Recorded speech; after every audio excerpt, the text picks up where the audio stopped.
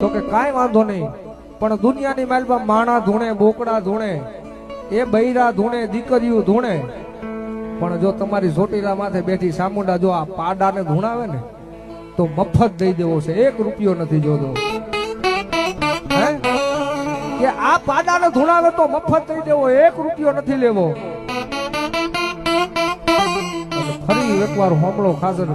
ચોટીલા માથે મીટ માની મારી સામુંડાને કે માડી જોજે હો,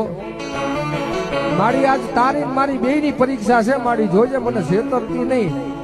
અને માડી આજ મને છેતરી તો આયા નાયા જીભ કાઢીને મરી જઈશ, પણ તને મોઢું નહીં દેખાડું સામુંડા. અને ભગવતીએ ફરી ગેબી અવાજ કર્યો કે હોમલા, કે કદાચ મેં સામુંડાએ તને પાડો માંગ્યો છે ને તારી પાસે, તો ગાંડા વિશ્વાસ રાખ, દુનિયાની માલમાં માણા ધૂણાવું, બોકડા ધૂણાવું, બૈરા ધૂણાવું, દીકરીઓ ધૂણાવું, પણ પાડાને ધૂણાવું તો માનજે હું સામુંડા બોલી. પણ એક હોમલા હું તને કહું, તારી વાત